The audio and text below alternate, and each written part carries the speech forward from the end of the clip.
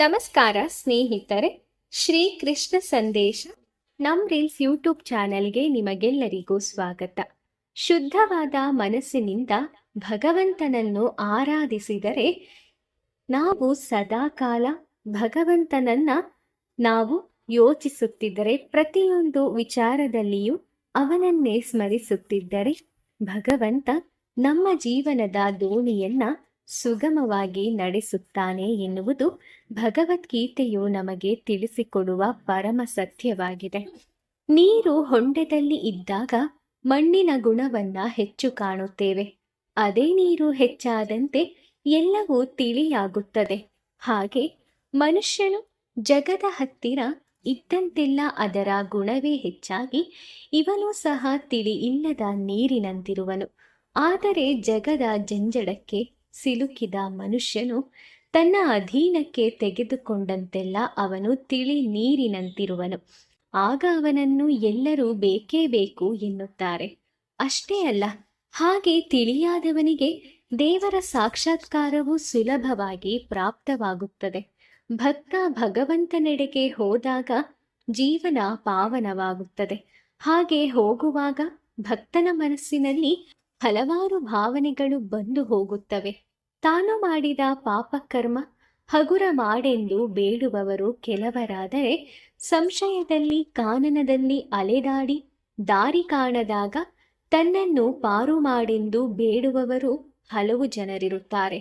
ಭಗವಂತನನ್ನು ಎಂದು ನೋಡುವೆನೋ ಎಂದು ಕಾತರಿಸುವ ಸ್ವಭಾವ ಕೆಲವರದ್ದು. ಕಣ್ಣಿನಲ್ಲಿ, ಮಣ್ಣಿನಲ್ಲಿ, ಮುಳ್ಳಿನ ಮೋನೆಯಲ್ಲಿ, ಎಲ್ಲಿ ನೆನೆದಲ್ಲಿ ಶಿವನಿರುವನು ಎಂದಿರುವಾಗ ಮನುಷ್ಯನ ಹೃದಯ ಸಿಂಹಾಸನದಲ್ಲಿ ಇರುವುದಿಲ್ಲವೇ? ಯೋಚಿಸಿ ನೋಡಿ. ಸತ್ಯ ಶುದ್ಧ ಮನಸ್ಸಿನಿಂದ ಭಗವಂತನನ್ನ ಆರಾಧಿಸಿ.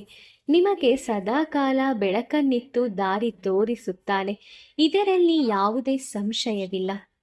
ಸವೆದು ಹೋದ ನಾಣ್ಯವನ್ನು ಅಂಗಡಿಕಾರ ದೂರ ಸರಿಸಿಡುವಂತೆ ಪ್ರಪಂಚದ ವ್ಯಾಪಾರದಲ್ಲಿ ಅಶುದ್ಧ ಆಚರಣೆ ಹಾಗೂ ಅಸತ್ಯ ಹಾಗೂ ಆಡಂಬರಗಳಿಂದ ಕೂಡಿದ ಕೊಟ್ಟೆ ಬದುಕನ್ನು ಬಾಳುವ ಸಾಂಸಾರಿಕನನ್ನು ದೇವರು ಕೂಡ ದೂರ ತಳ್ಳುತ್ತಾನೆ.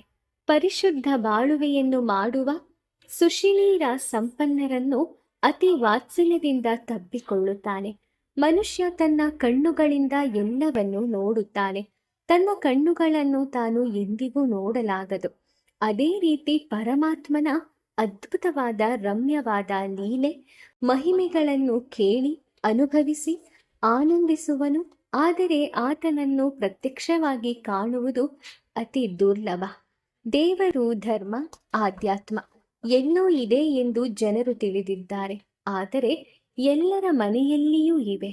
ನನ್ನಿಂದ ಇತರರಿಗೆ ತೊಂದರೆಯಾಗಬಾರದು, ಮನ ಕ್ಲೇಶವಾಗಬಾರದು ಎಂದುಕೊಂಡು ಆದಷ್ಟು ಎಲ್ಲರ ಮನಸ್ಸಿಗೂ ಮುದ ನೀಡುವುದೇ ಆಧ್ಯಾತ್ಮವಾಗಿದೆ. ಎಲ್ಲಿ ರುಜುಭಾವವೋ ಅಲ್ಲಿಯೇ ಧರ್ಮ ಇರುವುದು. ಧರ್ಮ ಇದ್ದಲ್ಲಿಯೇ ದೇವರು ಇರುವನು.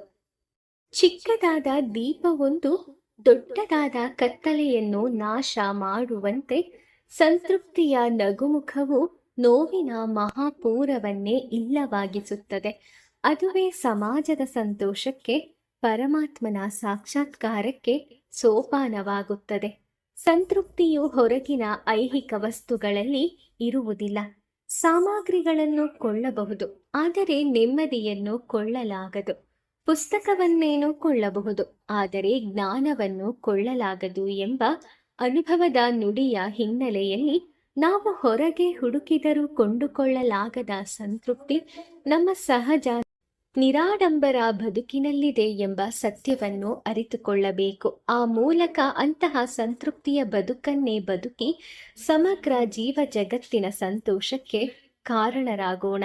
ನಮಸ್ಕಾರ ಮಾಡುವುದು ನಮ್ಮ ವಿನಯವಂತಿಕೆಗೆ, ಸೌಜನ್ಯಕ್ಕೆ ಸಾಕ್ಷಿ. ಅದರಿಂದ ನಮ್ಮ ಆತ್ಮೋನ್ನತಿಯು ಸಾಧ್ಯವಾಗುತ್ತದೆ.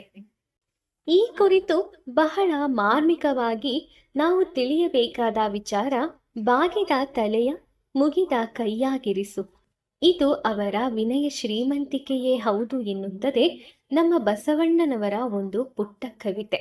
ಹಾಗೆ ಇಂದು ಕೆಲವರು ಮೊದಲಿಗೆ ನಮಸ್ಕಾರ ಮಾಡಿದಂತೆ ನಟನೆ ಮಾಡಿ ತಮ್ಮ ಕಾರ್ಯ ಸಾಧಿಸಿಕೊಳ್ಳುವುದನ್ನು ಕಾಣಬಹುದು.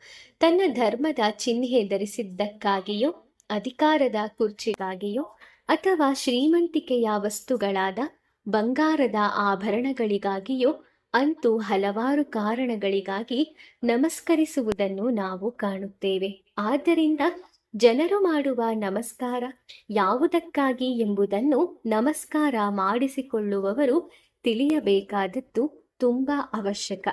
ದೇವರ ವಿಗ್ರಹಗಳನ್ನು ತಯಾರಿಸುವವನೊಬ್ಬ ಆ ವಿಗ್ರಹಗಳನ್ನು ಪೇಟೆಗೆ ಒಯ್ಯುವುದಕ್ಕಾಗಿ ಕತ್ತೆಯ ಮೇಲೆ ಹೇರಿಕೊಂಡು ಹೊರಟಿದ್ದ. ಆಗ ಜನರು ದೇವರ ವಿಗ್ರಹಗಳಿಗೆ ನಮಸ್ಕರಿಸುತ್ತಿದ್ದರು. ಅದನ್ನು ಕಂಡ ಕತ್ತೆ ತನಗೆ ಜನಗಳು ನಮಸ್ಕರಿಸುತ್ತಿದ್ದಾರೆ ಎಂದು ತಿಳಿದು ಗರ್ವಪಟ್ಟರೆ ಅದು ಜನರ ತಪ್ಪೆ. ಹಾಗೆಯೇ ನಮ್ಮಲ್ಲಿನ ಯಾವ ಗುಣಕ್ಕಾಗಿ ಇನ್ನೊಬ್ಬರು ನಮಸ್ಕಾರ ಸಲ್ಲಿಸಿದರೆಂದು ನಾವು ಅರಿತುಕೊಳ್ಳಬೇಡವೇ? ಯಾರಿಗಾದರೂ ತಲೆಬಾಗದ ವ್ಯಕ್ತಿಗೆ ಅಹಂಕಾರಿ ಎನ್ನುತ್ತಾರೆ. ಸರಿಯಾಗಿ ಅವನನ್ನ ಮಾತು ಆಡಿಸುವುದಿಲ್ಲ. ಹೀಗಾಗಿ ಆ ವ್ಯಕ್ತಿ ಮಾನಸಿಕ ಸ್ವಾಸ್ಥ್ಯ ಕಳೆದುಕೊಳ್ಳುತ್ತಾನೆ. ಪರರನ್ನು ಗೌರವಿಸಿ ನಮಸ್ಕರಿಸುವುದರಿಂದ ಲಾಭವಾಗದಿದ್ದರೂ ಹಾನಿಯಂತೂ ಆಗದು. ಹಾಗಾಗಿ ಈ ಒಂದು ನಮ್ಮ ಸಂಸ್ಕೃತಿ ಮತ್ತು ಪರಂಪರೆಯನ್ನ ಯಾವತ್ತೂ ಬಿಡಬಾರದು.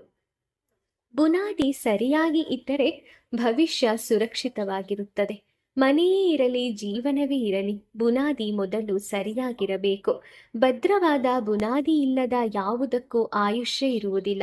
ಕಟ್ಟಡವಾದರೆ ಬೀಳುತ್ತದೆ, ಜೀವನವಾದರೆ ಅಸ್ಥಿರವಾಗುತ್ತದೆ, ಸಂಬಂಧವಾದರೆ ಮುರಿದು ಹೋಗುತ್ತದೆ. ಯಾವುದೇ ವಿಚಾರಕ್ಕೂ ಆತುರದ ನಿರ್ಧಾರ, ನಿರ್ಲಕ್ಷ್ಯ ತೋರಿದರೆ ಅದು ಅಸುರಕ್ಷಿತವಾಗುತ್ತದೆ. ಹೇಗೆ ಕಟ್ಟಡ ಕಟ್ಟುವಾಗ ಬುನಾದಿಯನ್ನ ಗಟ್ಟಿಯಾಗಿರುವಂತೆ ನೋಡಿಕೊಳ್ಳಲಾಗುತ್ತದೆಯೋ ಹಾಗೆ ಮಕ್ಕಳಿನಲ್ಲಿ ಸಂಸ್ಕಾರ ಇರುವಂತೆ ಬೆಳೆಸಬೇಕು. ಸಂಬಂಧಗಳಲ್ಲಿ ಪರಸ್ಪರ ಪ್ರೀತಿ, ವಿಶ್ವಾಸದ ಜೊತೆಗೆ ಹೊಂದಾಣಿಕೆಯನ್ನು ಬೆಳೆಸಿಕೊಳ್ಳಬೇಕು.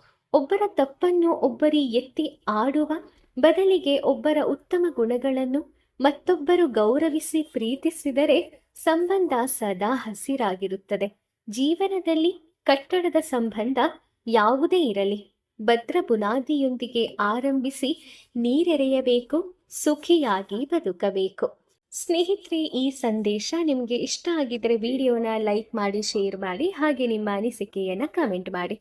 ಇದೇ ರೀತಿಯ ಉತ್ತಮ ಸಂದೇಶಗಳನ್ನು ತಿಳ್ಕೊಳ್ಳೋಕ್ಕೋಸ್ಕರ ನಮ್ಮ ರೀಲ್ಸ್ ಯೂಟ್ಯೂಬ್ ಚಾನಲ್ಗೆ ಸಬ್ಸ್ಕ್ರೈಬ್ ಮಾಡ್ಕೊಳ್ಳಿ.